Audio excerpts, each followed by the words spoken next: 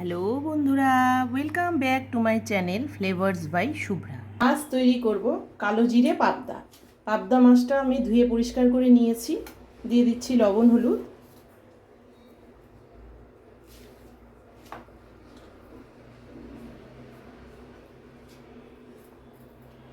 এদিকে নিয়েছি আলু লম্বা লম্বা করে কেটে নিয়েছি।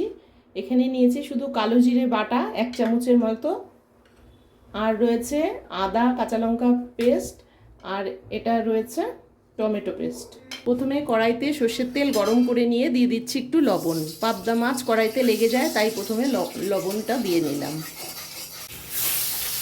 এক এক করে সব মাছগুলো ভেজে নিচ্ছি। সব মাছ একসাথে দেওয়া যাবে না, দুটো তিনটে করে ভাজতে হবে, নালে লেগে যাবে। মাছগুলো সমস্ত লাল করে ভাজা হয়ে গেছে, এবার আমি তুলে নেব। ওই তেলেই দিয়ে দিচ্ছি আলু।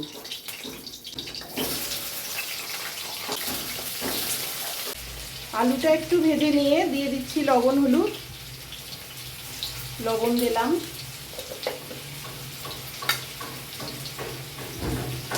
হলুদ গুঁড়ো,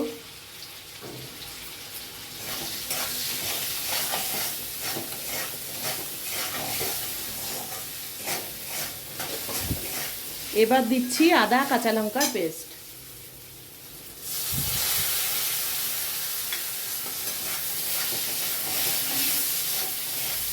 এখন দেব টমেটো পেস্ট।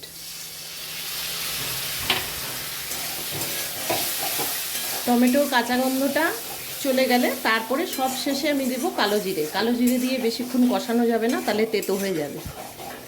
আদা কাঁচা লঙ্কা টমেটোটা ভালো করে কষানো হয়ে গেছে, তেলও ছেড়ে এসছে। এবার আমি দিয়ে দিচ্ছি কালো জিরে বাটা।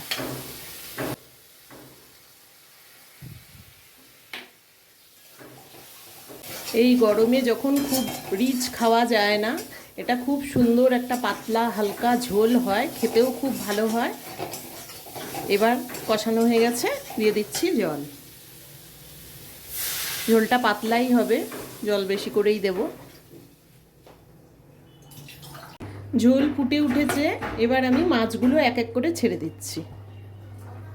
এই ঝোলটা পাতলাই হবে। আমার কালো জিরে পাবদা রেডি হয়ে গেছে, এখন আমি তুলে নেব। তোমাদের যদি গরমের এই হালকা পাতলা ঝোলের রেসিপিটি ভালো লেগে থাকে তাহলে ভিডিওটিকে লাইক করো, চ্যানেলটিকে সাবস্ক্রাইব করো, আর যারা ফেসবুক পেজ থেকে দেখছো তারা পেজটিকে ফলো করে দিও।